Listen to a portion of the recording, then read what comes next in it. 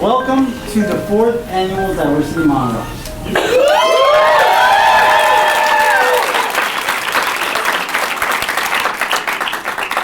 just talking with some of the committee members and the participants, and we were talking about just how far this program has come in 4 years. And we were thinking, the first year, it was cool. Like, it was a cool event to have. Second year, more people started talking about it and coming through. Third year, people were saying, you have to attend diversity monologues. And fourth year, we're beginning to think that this is a part of Gonzaga's history. And so I would ask that you carefully listen to the stories tonight and reflect upon the stories that you hear tonight, because they are documenting a piece of history at Gonzaga. Okay? So, before we get going, so that you don't have to hear me, you can hear the people that you came to see. I would like to recognize a few people, because diversity monologues, what you see here today, took many people working together to bring this to you. So, may I please have the Diversity Monologues Committee stand?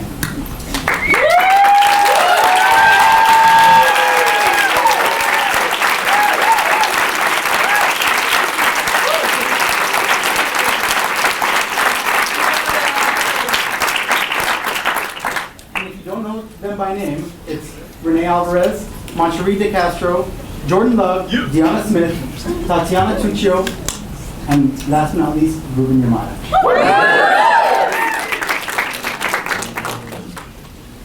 It's extremely important, since we're talking about history tonight, that we acknowledge the work that was done before us. And so, while he's not here tonight, I would like to give a round of applause to Rudy Mondragon, who started this event here.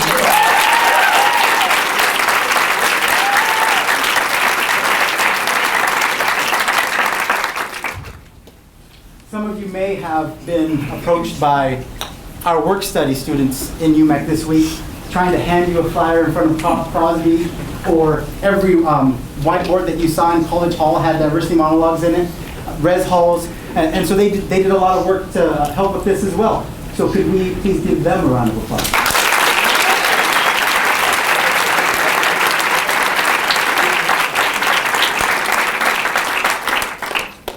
Your hands are just getting warmed up.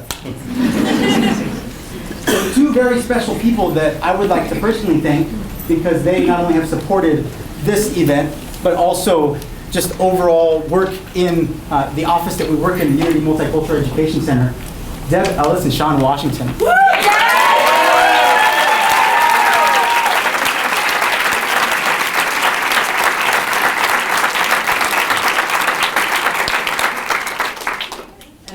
Few of our sponsors, the Office of the President, who's been supporting Diversity Monologues since its inception, which to all of us that have been a part of that, I think it's a big deal.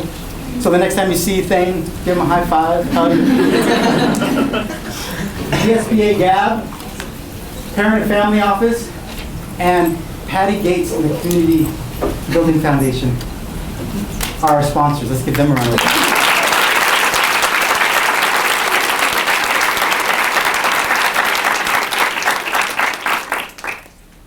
We're almost done with it. So, two other very special people, Dr. Jessica Macchione and Ann Chisulo, helped us with a writing workshop for students that weren't sure that they wanted to write a monologue. So let's give them a round of applause.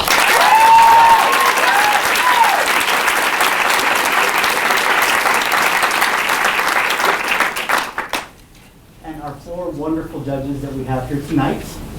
And they did what I thought was going to be impossible. They were able to condense their resumes and their accolades into just a few sentences. So, four judges, and if we could please hold our applause to the very end. Patty Gates, the Executive Director of the Community Building Foundation, which empowers local organizations to help our community experience justice, vibrancy, and sustainability. So, Patty Gates. Dr. Raymond Reyes. He serves as the Associate Academic Vice President and Chief Diversity Officer. Listen to this. He's been at Gonzaga for 26 years. And has taught undergraduate, graduate courses on diversity, related topics in sociology, philosophy, religious studies, education, leadership studies, and business. He's a founding member of the Institute for Hate Studies and catalytic in the establishment of the LGBT Resource Center, the Campus Climate Committee, and the Productive Discomfort Faculty Development Initiative. Ann Chisulo, Associate Professor of English and Women and Gender Studies, teaches literary theory, American literature, and women writers. She loves cats, Star Wars, Adrienne Rich, Frederick Douglass, and she was a diversity monologue judge in the first year, and she said that she's very excited to be back. And last but not least, Naseeb Bengal. She's sick, beatboxer, values storytelling and how sharing stories can positively unite diverse communities and leaders on a college campus. She's a campus ambassador and a coxswain on the women's rowing team, and has served as the orientation coordinator of class 2017. She's finishing up her senior year. Got a month left. Gotta get me out of here. Okay. And is double majoring in political science and psychology. Round of applause for the judge.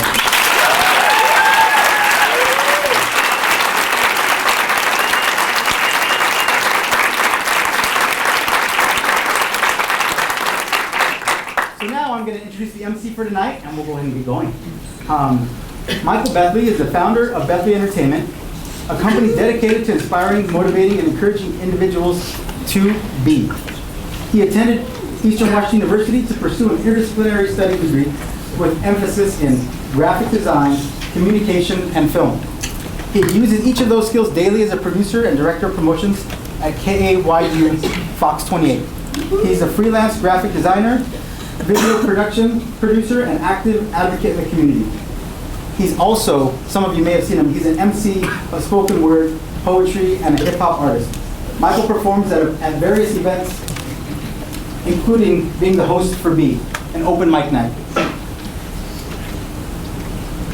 Michael contributes his services to nonprofits such as Operation Healthy Family, the MLK Youth Outreach Center, and the West Central Community Center. Please join me in welcoming Michael Bethley.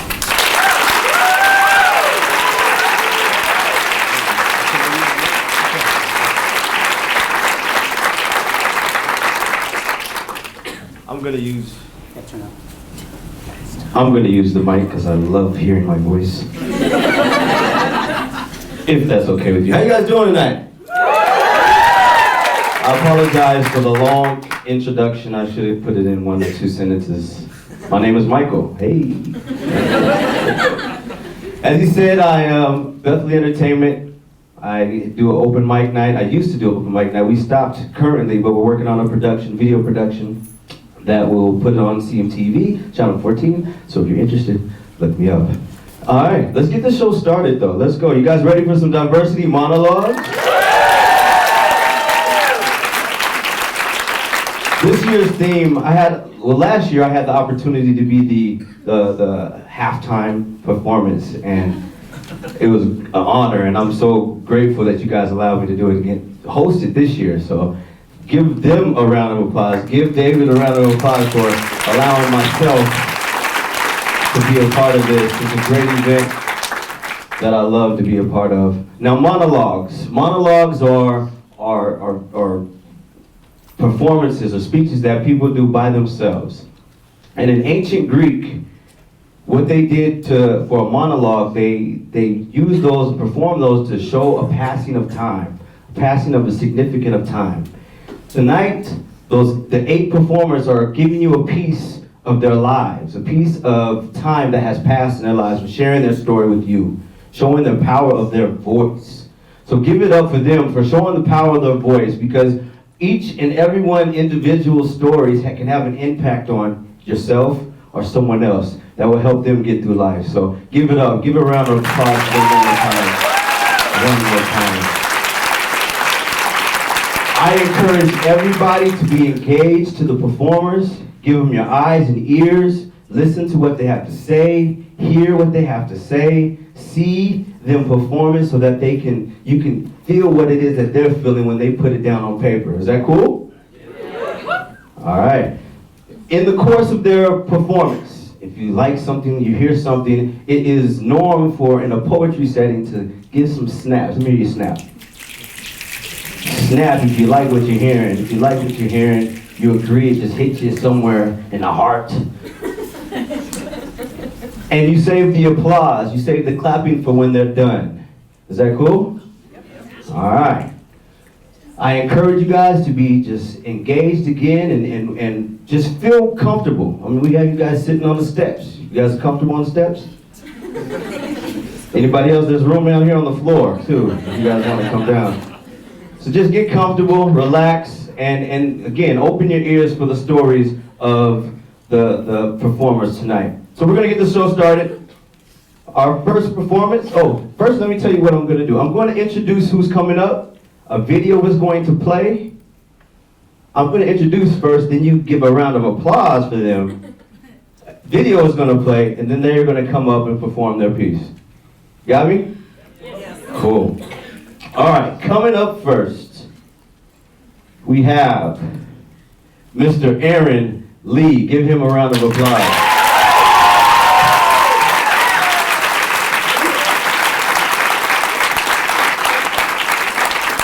My name's Aaron. My grandpa named all his grandchildren from names in the Bible. So as far as I know, that's where my name came from. My monologue's called The Gift, and it's about the struggles I had with my religion and how I found my gift that God gave me and how I plan to use to give back to Him. I am Diversity Monologues.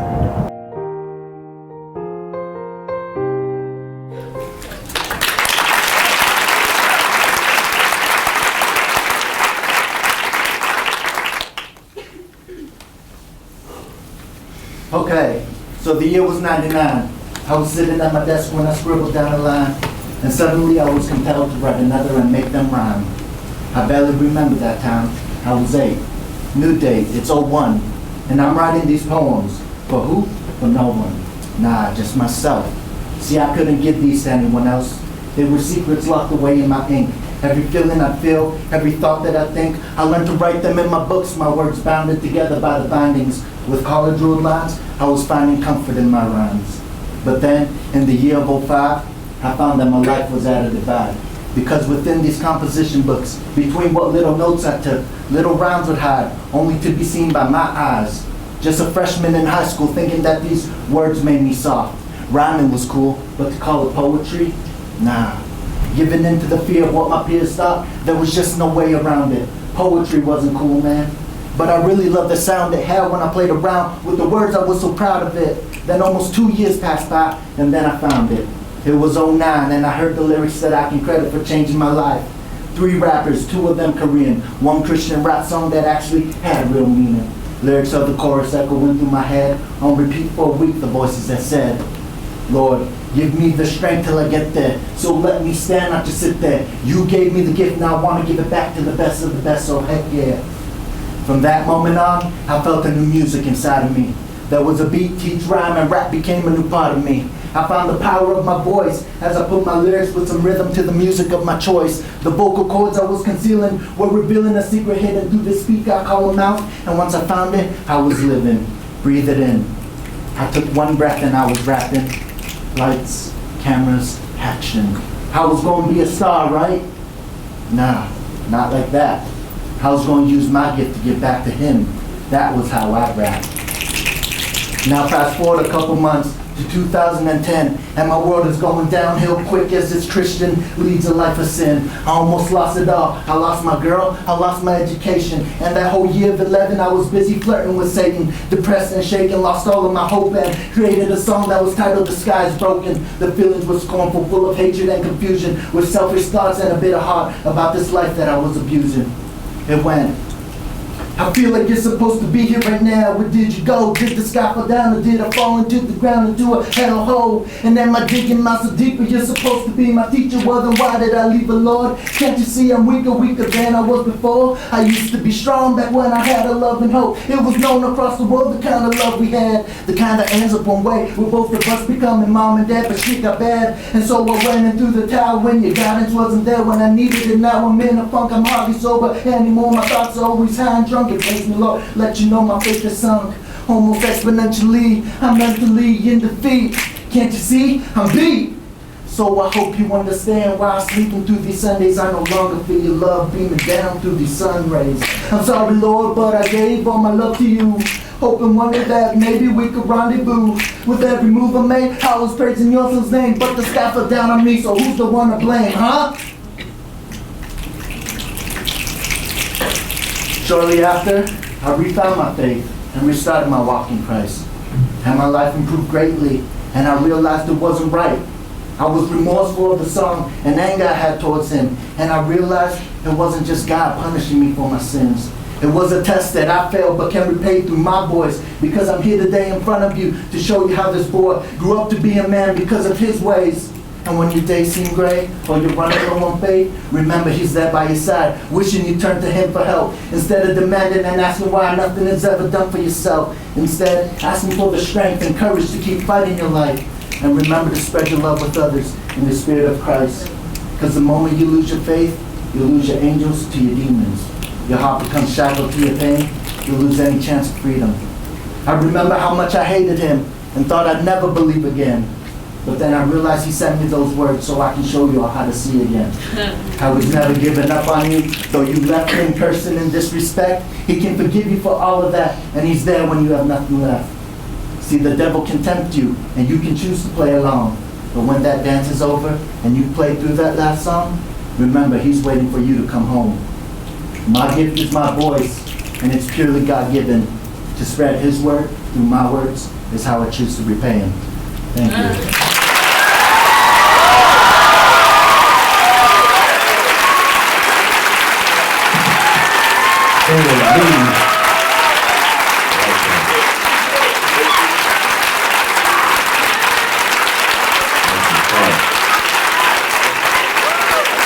That's what you do. That's the power of voice. Using his testimony to spread the love to each and every one of you guys. Y'all give it up one more time for him. Aaron Lee.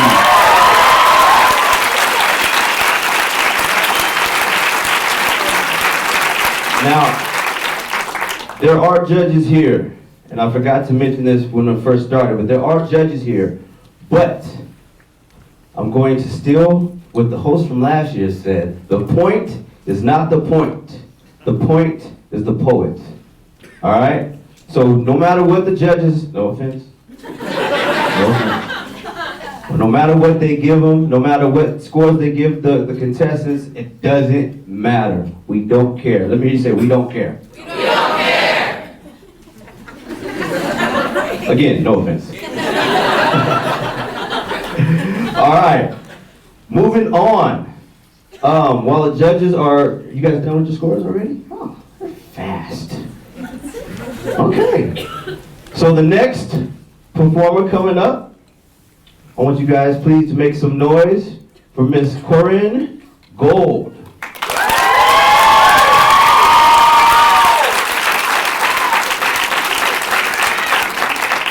My name is Corinne Gould, and my first name came from a baby book. It is originally French, although I'm not French.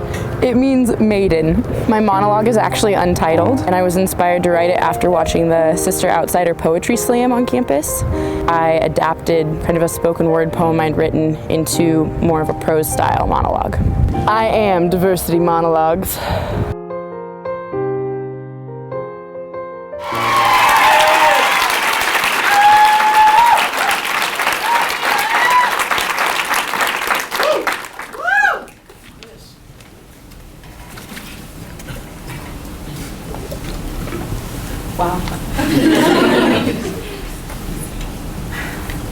I walked out of the audition for the fall musical all grins and applause.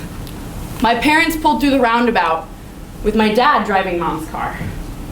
At the sound of "get in," my stomach turned over. The one day I had left my phone on the sofa. It would have only taken a second of scrolling through the messages to realize that Abby was more than my friend. Mom called her combative, aggressive, dishonest, and I would jump to defend her. She has a hard home life. She just isn't comfortable around you. But on that day, all of our lips stood still. Both sets of bloodshot eyes darted towards me in the rearview mirror. No more hand-me-down, learn-to-drive car keys still on the birthday ribbon. No more movies, or football games, or mutual friends. It isn't because she's a girl, it's because you lied.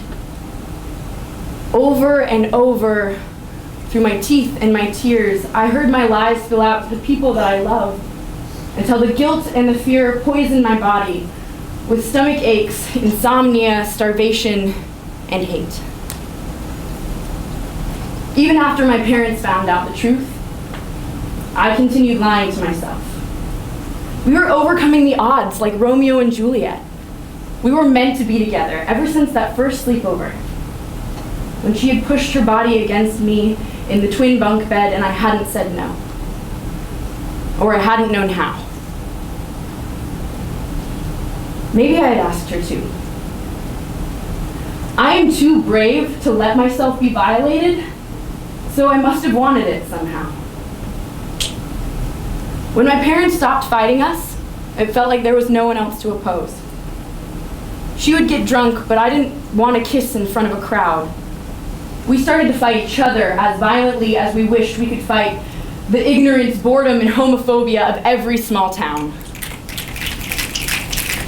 But after another year, driving home, the stop sign at the bottom of my hill asked me, "Is this actually what you want?" What if I had changed my mind?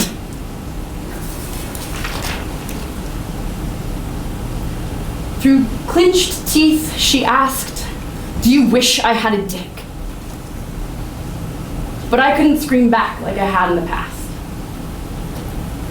Her hands on my throat and my shoulder blades pushed against the cool glass of a sliding door. Outside at the bonfire, people started to stare, but then their eyes just slid past. Another bitch fight. Fucking dykes. I tried to be proud of these bruises, the way I'd felt about the dark hickeys. It hurt to be hers, but at least someone wanted me. She would put her words in my mouth with her careful tongue, and the cages she built for us felt safer than the open air.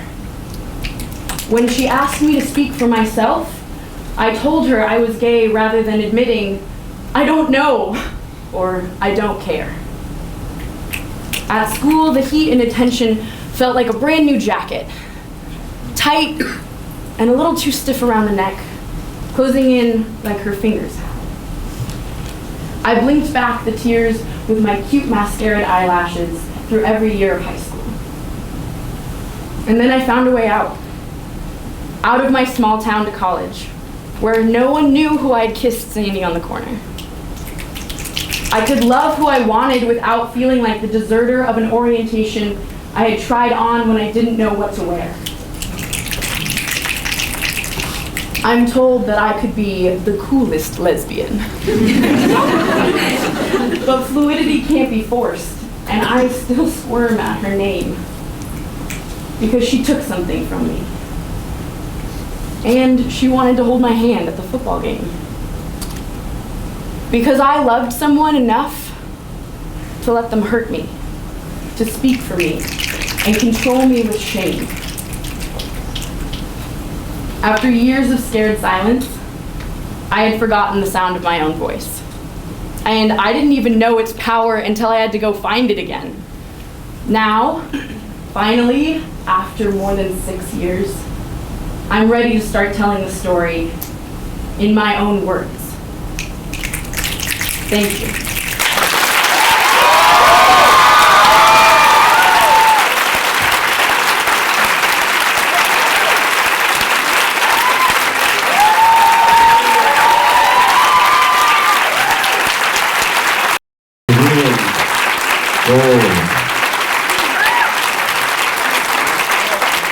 You know,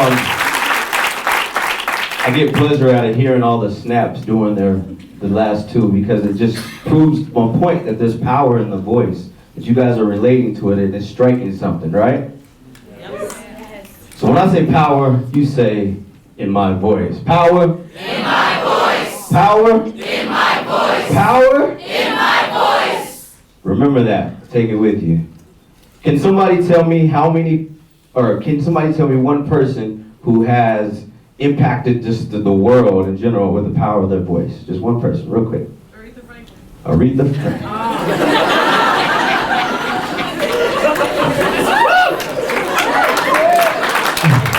R-E-S-P-E-C-T. That was a good answer. Aretha Franklin. Anybody agree? You got some powerful vocals. Judges, are we good? We're good? All right. Moving on. Keep that question in mind. We'll get some more answers. I meant more answers. Aretha Franklin is great. All right, coming up next, I want you guys to make some noise for Miss Sheree Gilliam.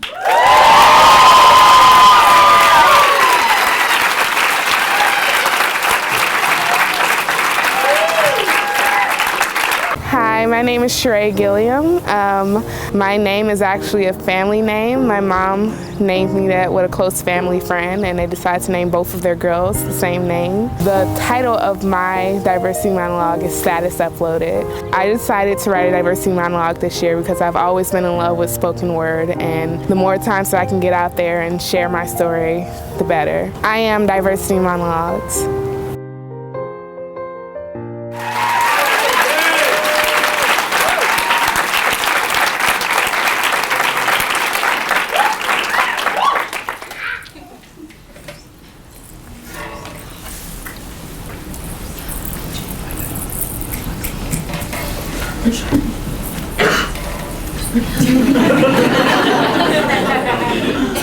I wasn't going to be sassy.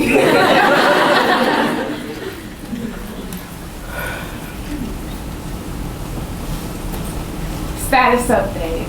Last night had too much fun with all my bitches and my niggas. Hashtag ratchet. Tagged 16 friends. Liked 32 friends. Commented on by 6 friends. Today in class, we will talk about activism. About making a change in the world and using our voices to proclaim revolution. Today, we will speak about racism and how it no longer exists, and yet in the same breath, talk about all the impracticalities and injustices that exist in the world, about how they are unfair and ultimately unforgivable. Today, we will speak about the words of Tim Rice, about how now is the time for change. Today, we will hold up our hands and we will beat them to the rhythm of freedom, of equality, of change, and of Miley Cyrus. Don't necessarily understand exactly how that happened, but let's be frank, she lied to you. You can't stop, and you did.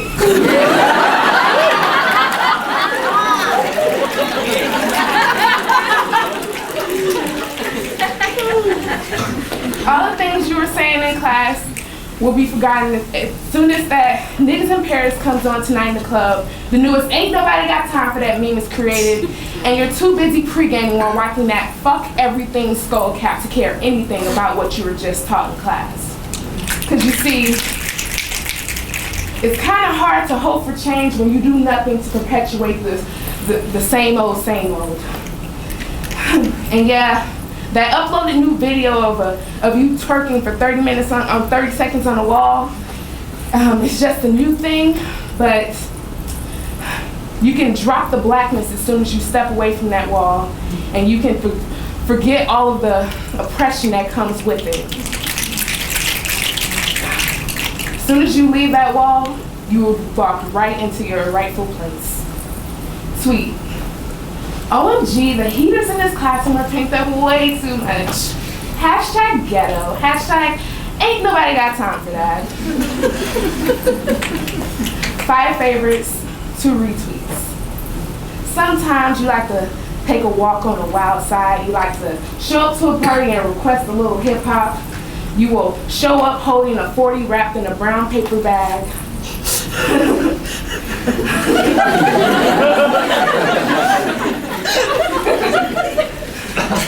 Sometimes you'll visit a Valley Village looking for a Halloween costume and talk about how easy and cute and cheap it was, and yet in the same combo talk about how you can never shop there on a regular basis. Sometimes you'll find it appropriate to refer to someone as retarded or gay or ratchet or demean someone behind a computer or a cell phone. All the while, you proclaim we live in a time that is far beyond all isms of racism, classism, sexism, and in your case, just plain ignorantism. You'll call a girl a bitch and a skank and automatically discount her ideas, and then wonder why you are met with scoffs of disgust when you ask, what is the point of feminism? You'll find it cute to dress up as an Indian and downright ingenious to put on a sombrero and a sign that says alien or illegal immigrant. Find the idea of being in a situation where minorities are the majority frightening, yet never think to look at what a person of minority culture thinks about living in America. And there are so many more hypocrisies to be stated, but there's only 5 minutes that can be devoted to this monologue. Instagram. Upload a picture of a young white male with a black veil adorned with a noose. Captioned, just a regular day in my life. There are no ill intentions to the majority of your actions. You are just trying to have a little fun while not wanting to be judged by everything you do. You are good of heart and want credit where credit is due, so why is it that you are being judged for every little thing you do? After all, a little fun won't hurt nobody. It can only be taken offensively if you are searching for the offensive. In one word, you are wrong, and in another, a lot of work is still needed for you. No, this is not meant to offend you or to upset your delicate insensibilities. It is not a bashing of all whites or all non-feminist claimers, nor is it a proclamation that everyone is a racist. It is a call to attention, a notification, if you will, to the book of your life. And I hope that you will see things just a little bit differently from now on. Because the voice is more than just the things you say. It is more than just the blowing of wind through your vocal cords to produce sound. And more than just the niceties you say to a person in person. It is the truth to what you speak through your actions. The reading between the lines of your talking and your acting, because for all the words you say, there needs to be a little bit more showing. And unfortunately, your showings don't really match up. Between the likes and favorite names, I've become confused. And yes, those unfortunate pictures from that night you got messed up are included too. Stop 15 likes. Waxing poetically about change, retweet. And start being about what you say, comment. Because your voice is in everything you do. Now hashtag that shit.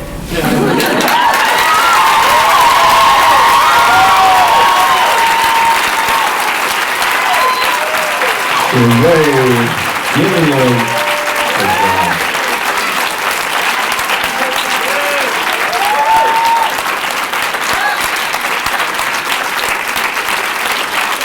love it. How many of you all were hashtagging while she was speaking? Great job, great job. Going back to the power of voice. You guys had some time to marinate and have come up with another great answer, just like Aretha Franklin. I'm serious, it was a great answer. Anybody else? Power of voice. Allen Ginsberg. I didn't hear her, I'm sorry. Allen Ginsberg. Allen Ginsberg. You guys agree? Yeah. Anyone else? MLK. Malcolm X.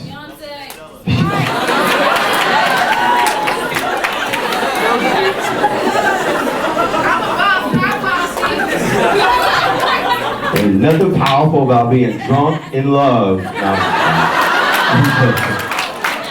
I'm joking. Anyone else? Nelson Mandela. Gandhi. Cesar Chavez. Maya Angelou. Tutu. Desmond Tutu. He came to Gonzaga, didn't he? But I'm getting those because I wanted to show examples of the power of voice. They all expressed their power of voice. They made a difference, made an impact in this world with their actions, with their agenda of making sure that what they believe was known, the power of their voice. So, remember that. Power of my voice. Yes, amen. Power. Power. All right. Moving on, judges. We're good? Where's the beatboxer? Where's which one? I might need you later. Yeah. All right. Coming up next, I want you guys to make. My name wrong. It wasn't me. It wasn't me. How do you spell it so I can? It's D-E? D-E-V-I-N, D-E-V-I-N-E. Okay. Look heavenly, but I'm not divine.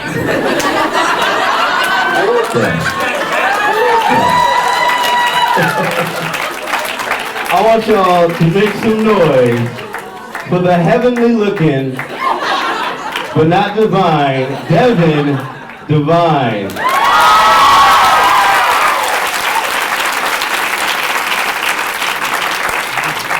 My name is Devin Divine. My mom wanted a lot of kids, and in particular, she really wanted 2 twins named Devin and Kevin, and then she got me, so I'm Devin and Divine. Devin conveniently also means poet.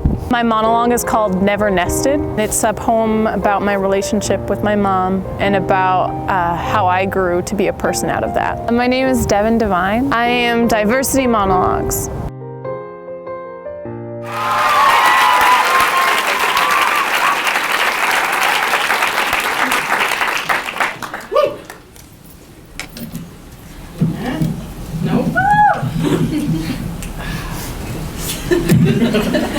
Be selective.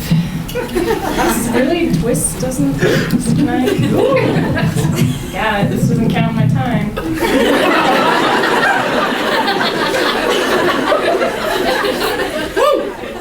From a mother's womb and circumstantial creator, I was crafted. From Pacific pine and gracious mind, I was poured into the world. I came a month too early, but just in time. A mess on the forest floor, I was scattered from one coast to the next. I'd be sent on a roaming quest, following Mother because Mother knows best.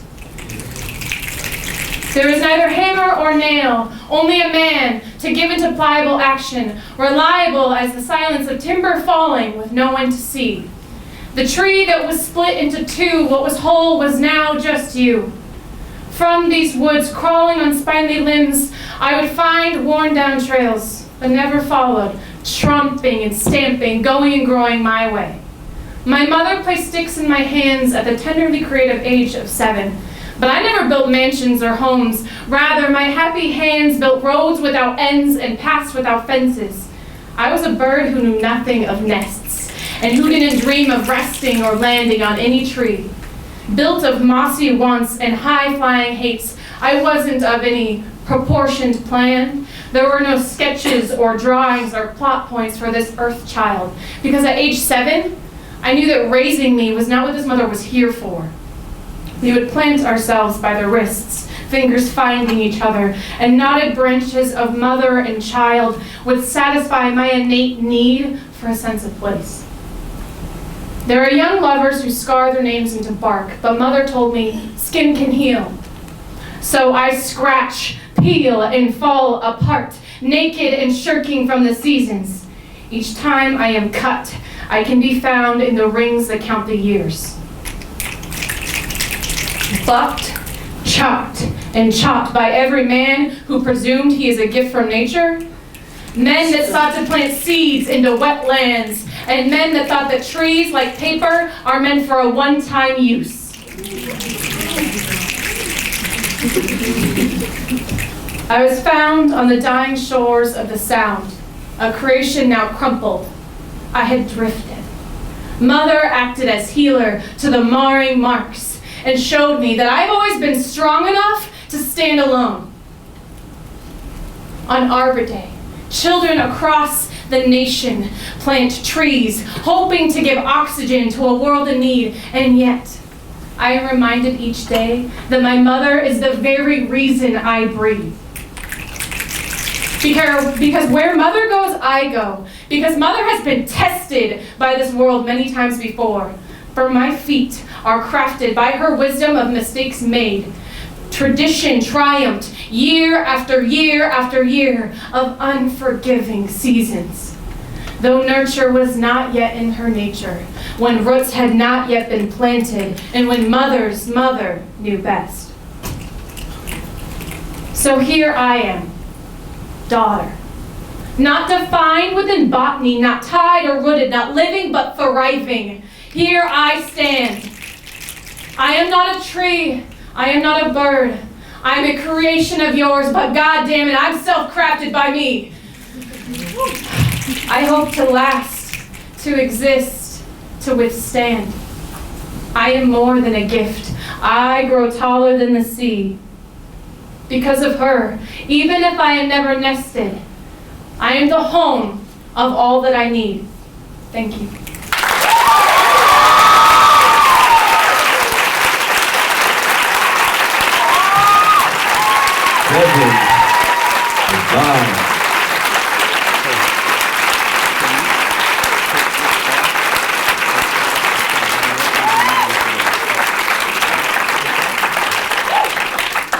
Feels good to be done. You did wonderful. Y'all give it up one more time for Miss Devin Devine. I didn't know Devin meant poetry. Nice. And bars, but I don't sing. It's good to recognize our gifts. Okay. Devin, I like that. You know what? Poetry. My fiance is down here. You know what? I mean, yes. Your name is Devin, and she was born after you, so it'd be after you. But poetry, I like the meaning of it. So, but y'all give it up. Devin, really good. Going back to those power of words, a great poet once said, "Actions are the voices of our words. And without our voices, then our words go unheard." And I say that all those people that had the power of voices took action as well. They were active. And so remember that. Be active. Cool? Power of my voice. Power of my voice. It's powerful. All right, coming up next. I want you guys to make some noise for Mr. Emmanuel Manny Winter.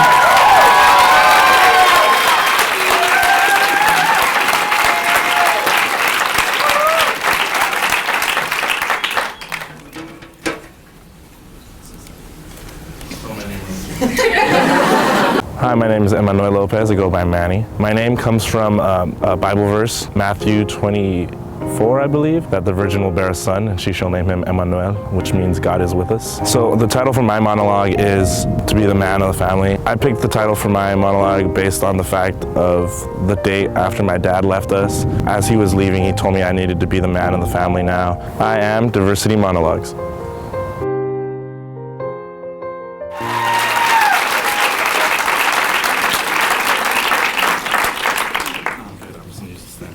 Thanks.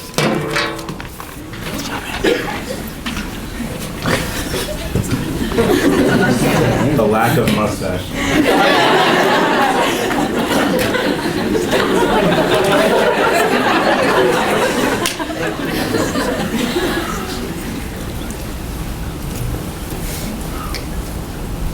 They say actions speak louder than words, but sometimes there is no action. So all you have is your words. Voice, inherently mine, yet influenced by those that matter most to me. Now, you may hear what I say and how I say it, but do you know who influences voice and why? It's January 9th, 2004. It's about 2 weeks after my 10th birthday. I hear voices. I walk into the living room, suitcases line the floor. My mom and sisters are already sitting on the couch, tears rolling down their faces like shards of crystals cascading towards the floor. A figure stands above them, the reason for their tears. My father. Oh, my father. He turns to see me walk in, drops to a squat, extends his arms to hug me. Like he doesn't know how foreign those arms are to me now. I fulfill his request with half-heartedly as he leans in and his voice breaks the silence. Emmanuel, he says, ¿Cómo te gustaría ir a México con tu papi? Conocer tu familia. I understand what he says, but the meaning behind his words falls short. Leave with you to Mexico to meet my family? My soul tries to hold back the sarcasm. Well, hey, I'd love to, but you're leaving us, aren't you?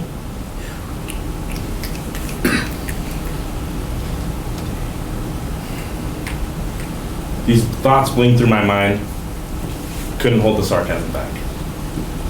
But I haven't the voice to release how I feel about his question. I look him in the eye and answer, no, I think I'm gonna stay here with my family. His eyes glisten with the formation of tears, but he holds them back. He holds them back like he's always done, trying to be a man by not giving in to his touchy-feely side. Okay, well, I'm leaving now. I need you to take care of your sisters and mom for me. You're the man of the family now.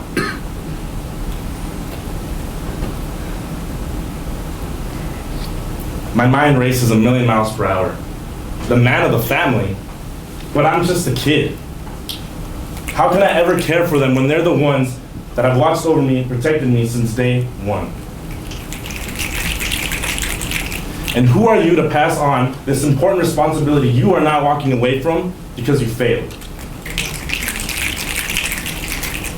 It seems to me that you recognize something in me. You knew even that I would grow up to be different from you.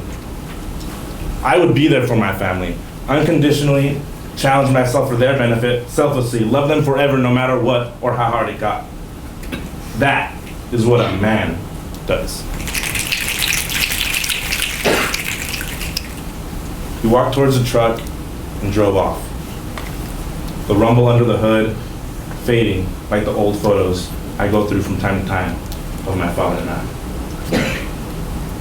His final words have run through my soul since that day.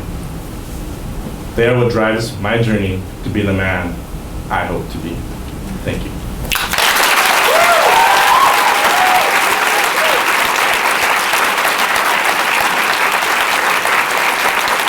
Thank you, man,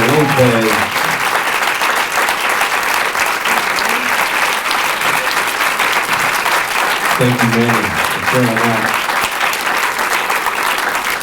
You know, a lot of times we have a lot of people that go through life with no father or no mother, and it's up to, like Manny has chose to do, ourselves to bring us through those things, bring us through those situations, be motivated to push forward.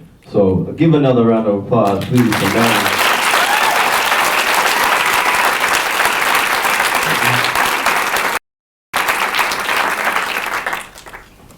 All right, moving right along.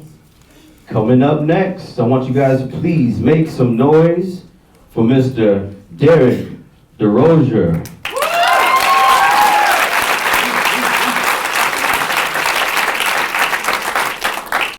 My name is Derek DeRozier. My mom, when she was pregnant with me in the hospital, she was just watching TV and there was this surfing competition on, and one of the surfers, his name was Derek, and she liked it and my dad liked it. That was kind of the inspiration from a surfer, I guess. The name of my monologue is Omah Kaisto, and in Blackfeet that means Big Raven. I am Diversity Monologues.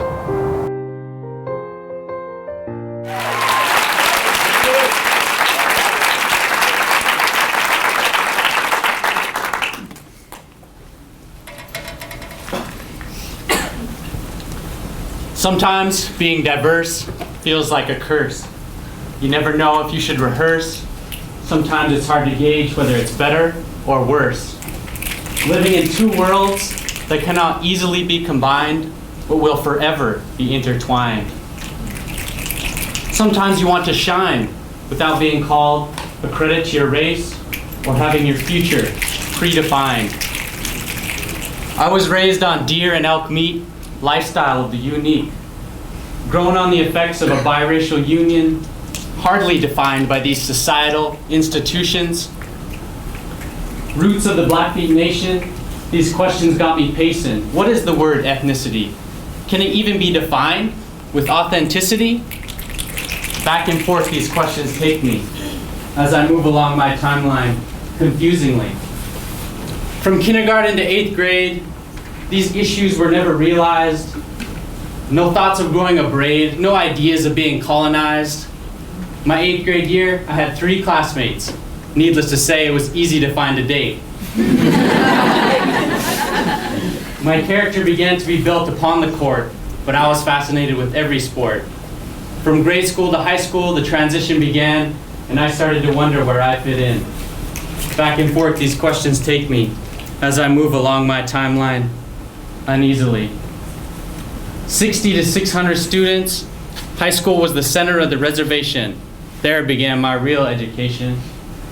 Surrounded by 70% unemployment, my classmates started to look at United States deployment.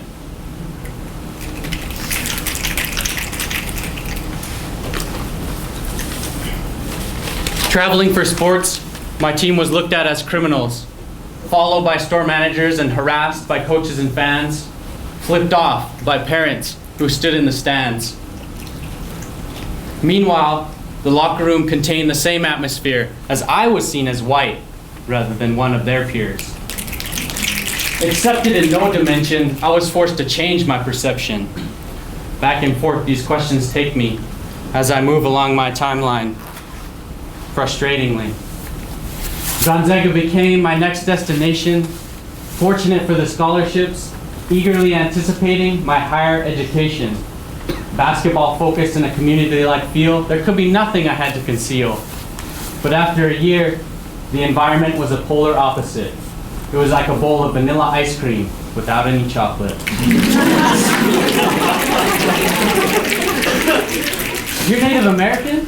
Do you guys still live in teepees? Questions like these shape different perspectives. With each new one, I created different objectives. Back and forth, these questions take me as I move along my timeline. Bad. Excited to leave and be back in the mountains, from Spokane to the Blackfeet Reservation. Each journey is a different migration. Never knowing what will transpire or if I'm gonna need snow tires. Reaching the location called Big Sky Country, never knowing if it will be blowing or sunny. Only to find out another friend has died and drunk driving is at an all-time high.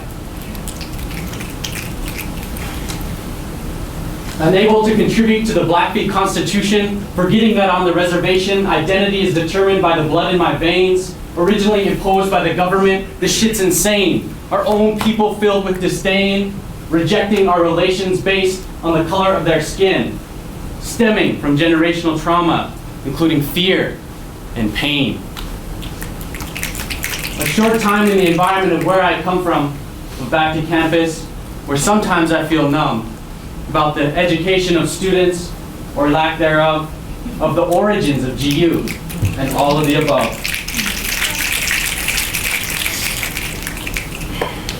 Spokane means children of the sun. Gonzaga says, are we done? This campus is a box meant to be broken. Don't go without doing what needs to be done. Don't go without saying what needs to be spoken. Back and forth, these questions take me as my timeline begins to move me. Thank you.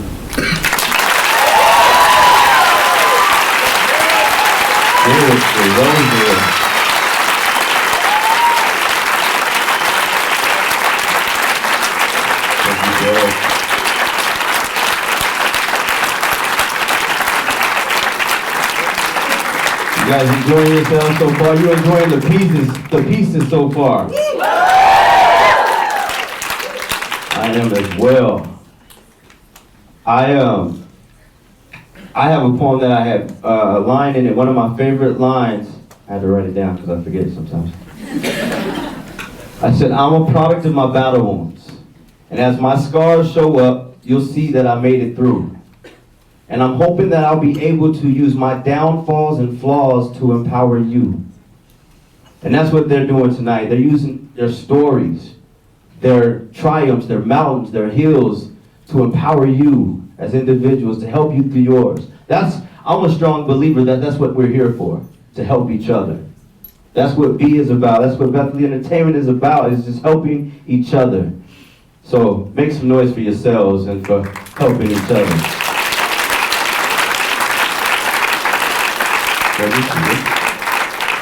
All right, we're almost done. Got 2 more left. So brace your attention and make some noise. Oh my goodness. We need to find out who made these videos. Who made them? It's okay. It's all right. It's spelled right on my paper. Please make some noise. Make some noise for Miss Sydney Stuckey.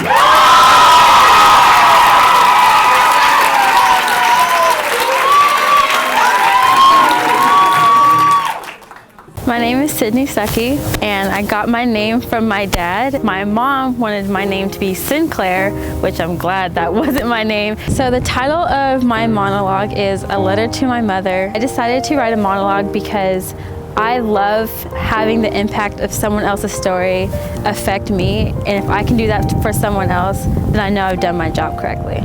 I am Diversity Monologues.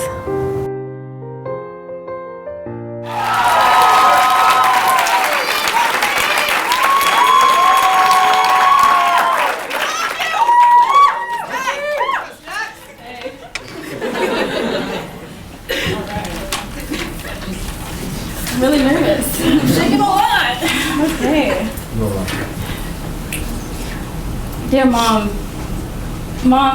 I'm sorry for my childhood with you. And I'm sorry that that sentence was so vague. I'm sorry that a bunch of people that don't know you or me are hearing this story, but I'm not sorry, and I'll try to explain it a certain way. I'm sorry for being the quiet child.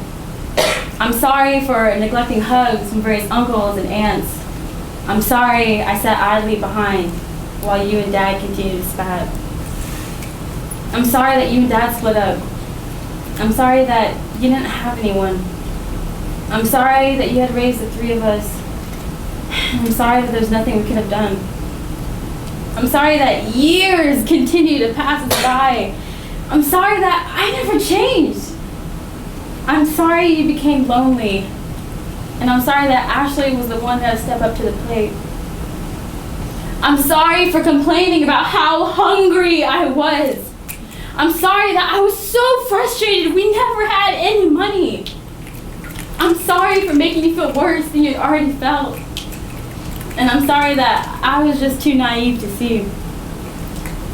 I'm sorry that I blamed you for everything. I'm sorry that I didn't think you were trying. I'm sorry for giving you countless and countless bad attitudes. And I'm sorry I wasn't there to hug you when you were crying. Also, I'm sorry for that one night we were playing Clue and I cheated by looking at the 3 cards before you put them in the envelope. But then I ended up making myself lose because there's no way I could ever win without cheating. Then I told you guys all got mad at me. But Mom, do you remember that day? Those days when our electricity was out because you couldn't pay the bills, and that's why we were playing those board games, because there was nothing else for us to do.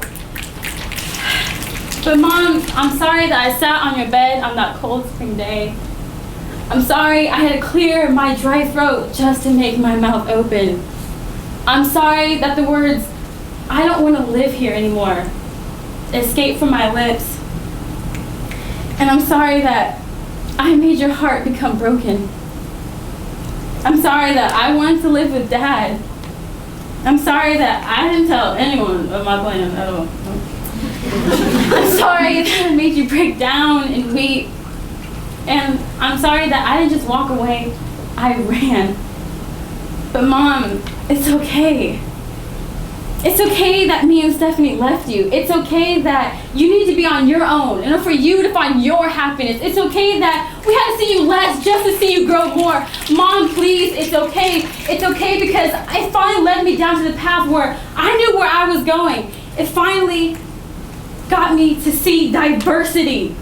Diversity in school and hear other people's stories and to learn that I'm not the only one going through hard times. Mom, it's okay because what happened in that rundown apartment created this goal of mine to finally stand up for myself, to finally let my voice take charge, to finally let my inner demons stop attacking me, and finally, just to let it all go. It's okay that I left, Mom, because you're healthy now. You found God and a husband and yourself. Mom, you let me figure out that I'm not just another Stucky. A girl in the shadows, a girl that had lived her life following the footsteps of her older sisters, because now it's my time. So thank you, Mom. Through all the pain, I know now that I can handle anything. Mom, I love you, and it's okay, I promise.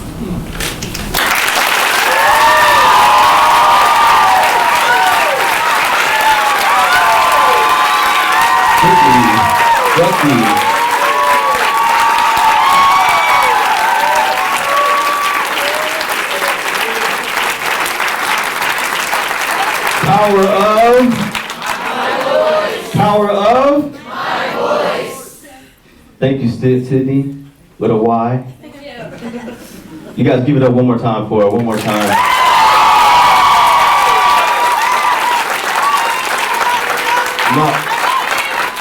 I'm finding it interesting that each of them are telling how they got their names. And I just look to the future and how I'm gonna tell my daughter how she got her name.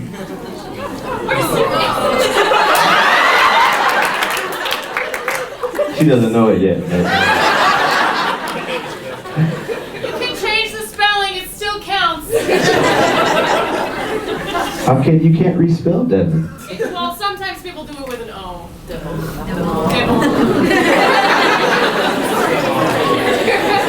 D-E-A-V-I-N, like heaven, Devin. All right, we have our last performer coming up. Last but not least. And before she comes up, I just want to reiterate that the judges don't matter. The point is not the point is the poet. So I want you guys to make some noise for Miss Grace Armstrong.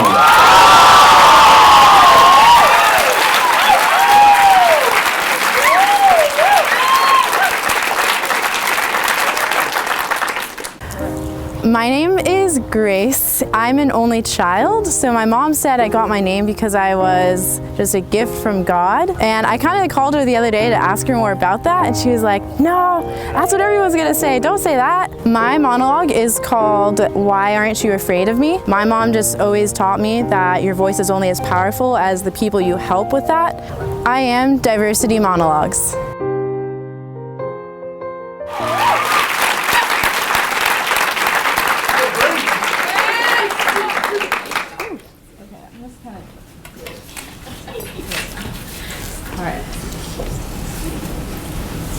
Brooklyn, Bed-Stuy, Bay Ridge.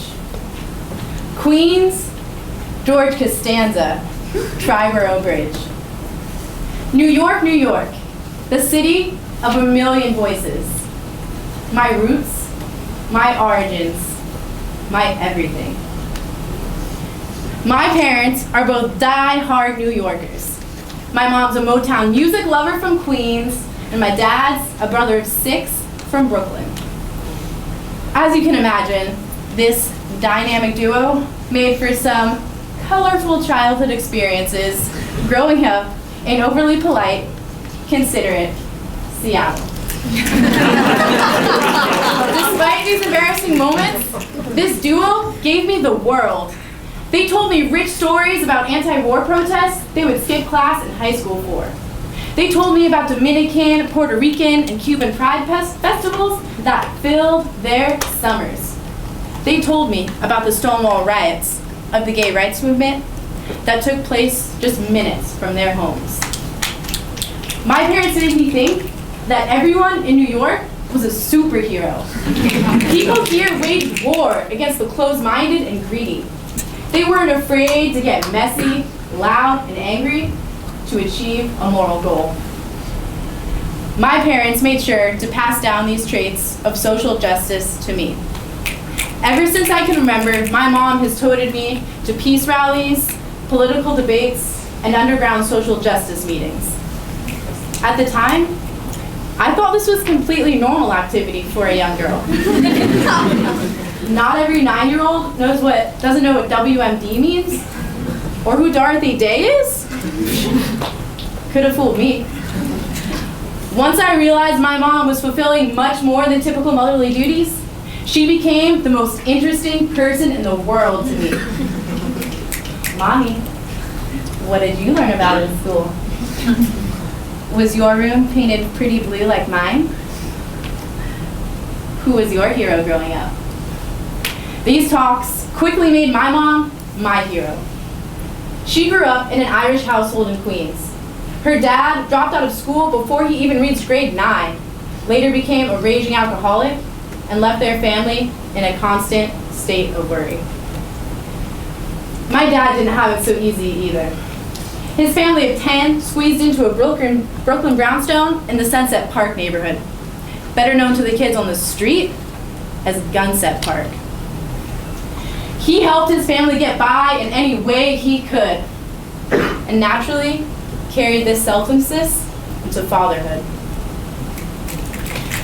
Disheveled households and streets were the homes of my parents. As I grew older, I embraced this background and found myself falling in love with the grit of New York. In middle school, I watched my first Spike Lee joint. Do the right thing. I remember ogling the TV screen and declaring that was the childhood I wanted. I wanted to live in a place where my friends and I played stickball in the street. A kind old woman, appropriately named Mother Sister, warned the neighborhood about the dangerously high temperatures outside, and where unconventional dudes like Radio Raheem walked around with their boomboxes, blasting Fight the Power. This was it. The childhood my parents forever told me about was forming right in front of my eyes. This gritty portrait of New York perfectly blended everything they experienced. Good and bad, struggle and triumph. Through this movie, I connected and even identified with the Black culture of New York. I felt like these were my people, that if my parents had moved to Seattle, I'd be spending my days kicking it in Bed-Stuy, Brooklyn with my homies, Mookie and Mars Blackman. I cried as if it was my own brother when Radio Raheem was killed for calling bullshit when Sal the pizza guy refused to put a brother's picture on the wall. I wanted so bad to be a part of this culture. I wanted to be amidst the turmoil, social struggle, and hatred. Because my mom, my hero, came from this. The role models she filled my childhood with came from this. My father came from this. The most beautiful parts of my life came from this. The hood was my happy place. I know what you're probably thinking. Damn, this white girl really doesn't get it.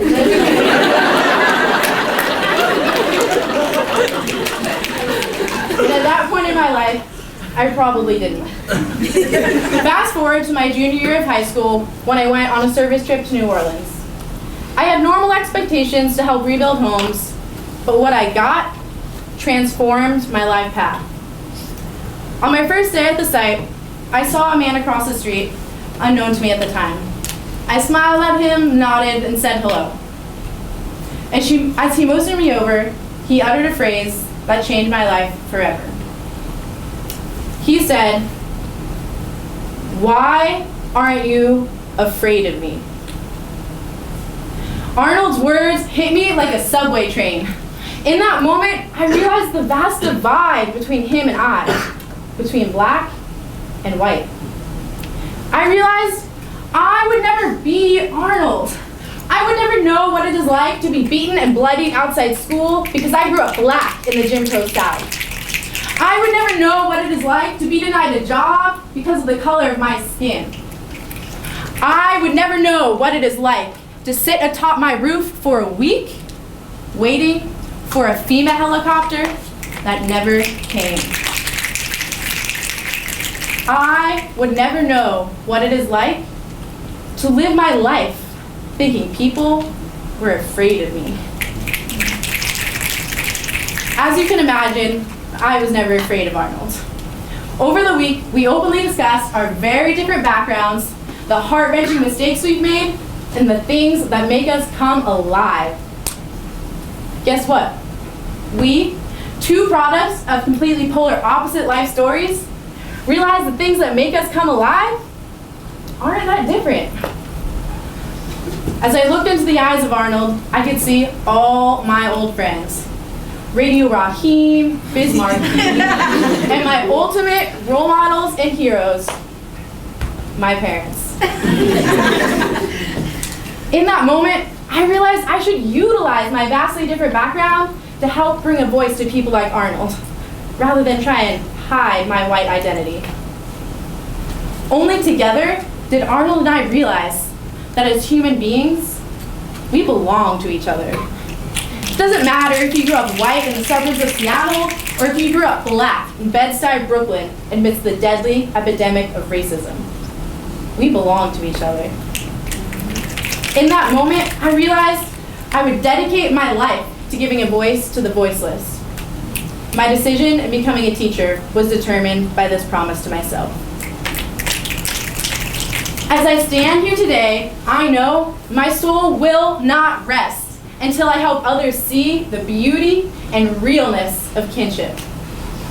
I can't guarantee that I will find an end to this battle, but just like my New York parents and heroes, I will always be willing to get messy, loud, and take action in the name of doing the right thing.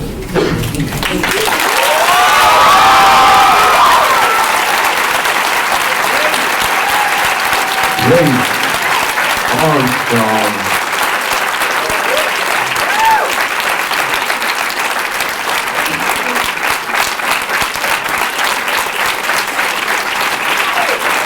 So while you're clapping, keep making some noise for all of our performers tonight. Aaron Lee, Corinne Gold, Sheree Gilliam, Devin Devine, Emmanuel Lopez, Derek DeRozier, Sydney Stuckey, and Grace Armstrong.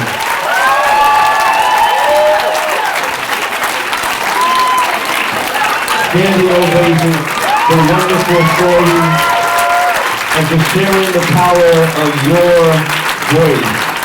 We appreciate you guys. Oh yeah.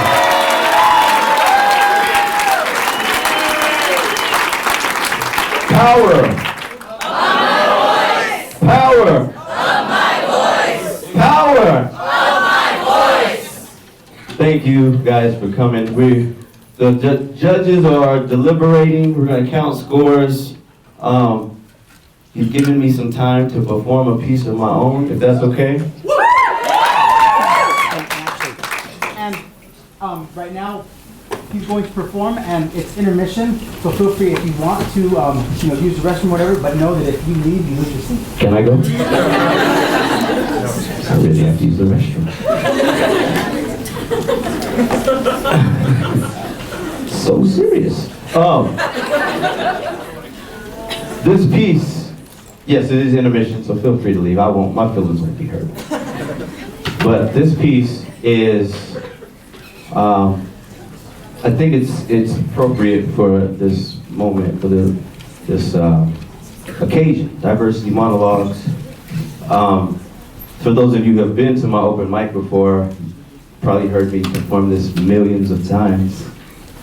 I saw Amanda somewhere. I don't know, she's gone.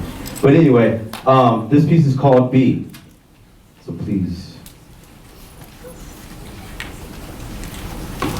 Whenever I think about what I could be, or where I already should be, I realize I am who I am. And I'll never be who I would be, because I am me.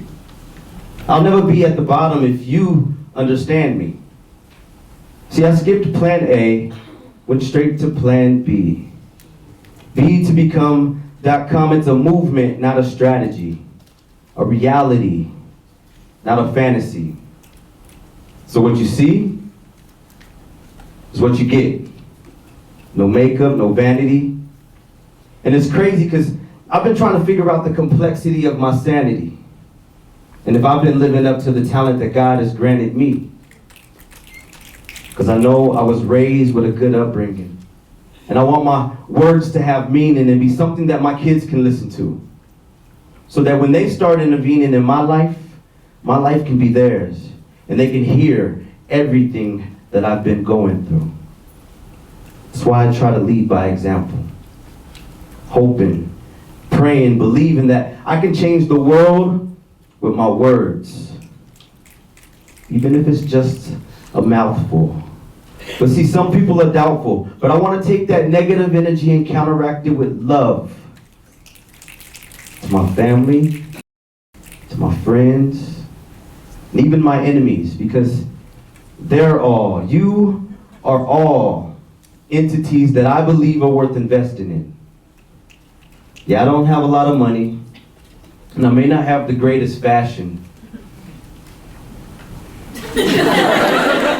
but I still feel like I can start a trend. A one-hit wonder that wanders so wonderfully that it turns into a permanent fixture. But see, I can only help mend a broken heart. God's the one who can fix it. All I can do is try to get you to understand me and exactly who I be. Then try to persuade you that the God who made you and wants to save you also wants you to be, to exist, to live, to love, to give, to hope, to try, to laugh, and even cry.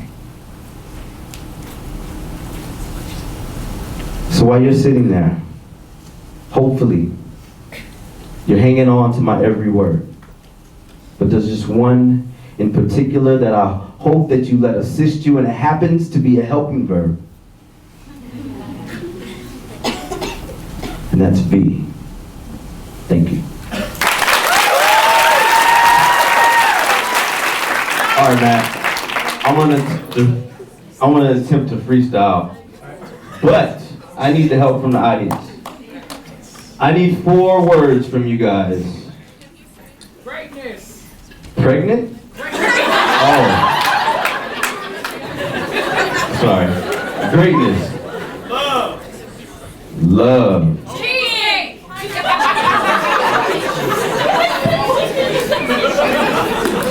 Cheesecake. I love cheesecake actually. So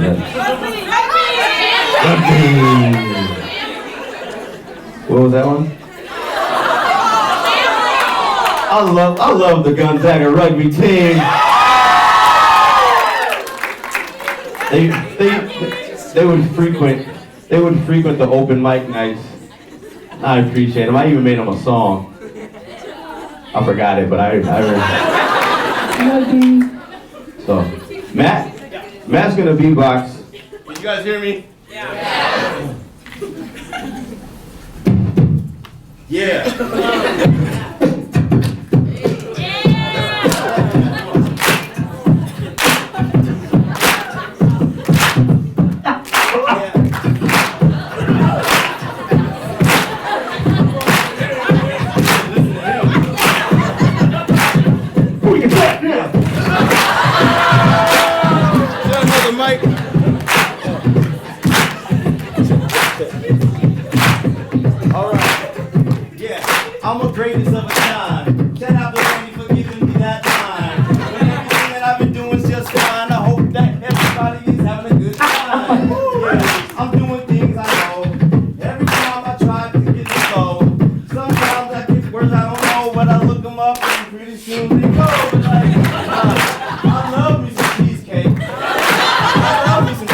cheesecake.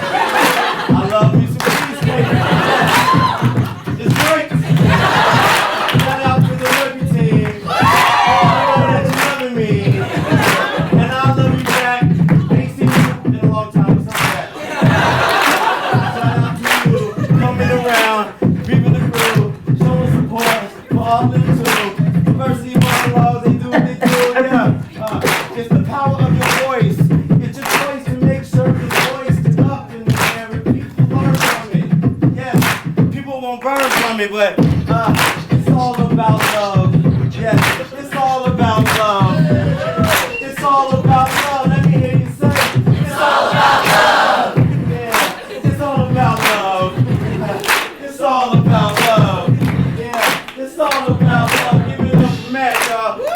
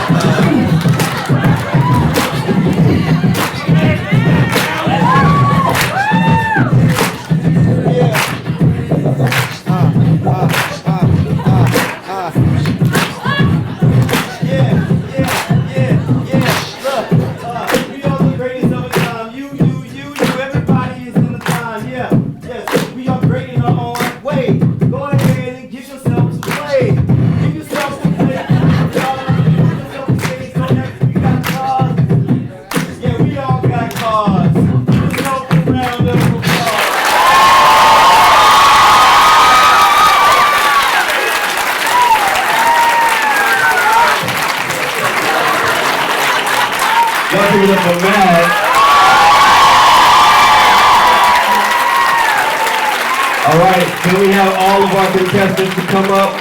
All of our performers, go ahead and line up on the stage. Am I announcing or are you announcing?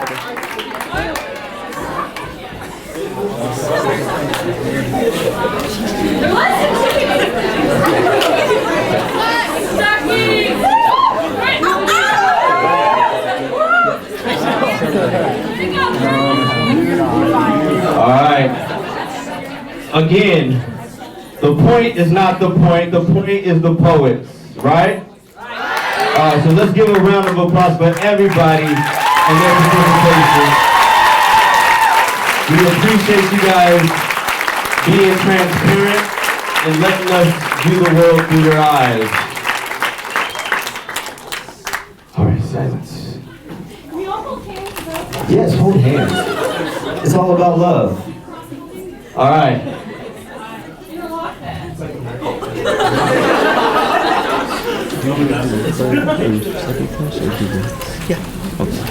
All right, first runner-up. I'm sorry, second runner-up. Make some noise for Mr. Aaron Lee.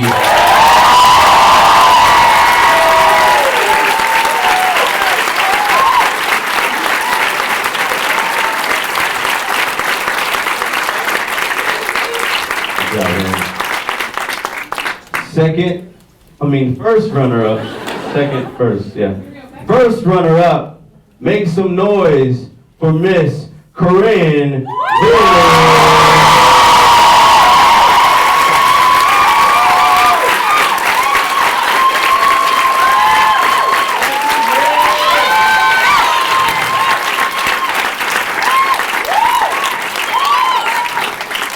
And the winner for this year's 2014 Diversity Monologues, please make some noise for Miss Devin Divine.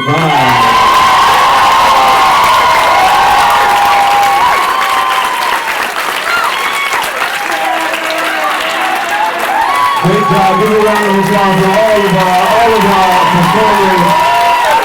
You guys did wonderful. You did great. Next year, for those of you who want to be a part of it, get prepared, get ready. We want you guys to be a part.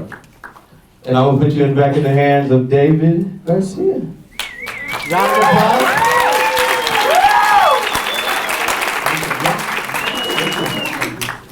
And let's give a round of applause for Mr. Michael Beckett.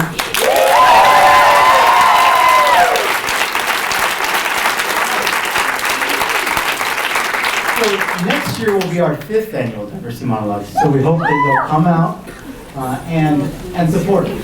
And one of the things that I'm letting a little secret out of the bag is that while many people perceive Diversity Monologues to be a contest, these individuals have been through the journey together and have had opportunities to get to know one another, and that's what Diversity Monologues is all about.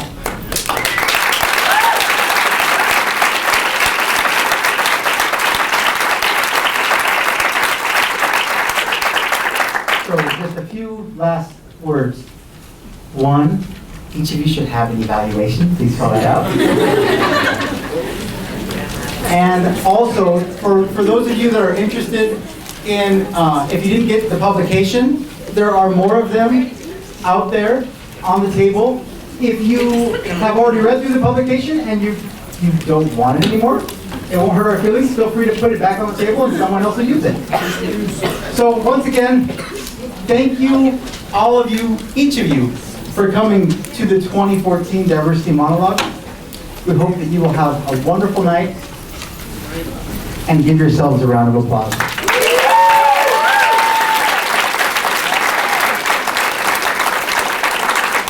Good night.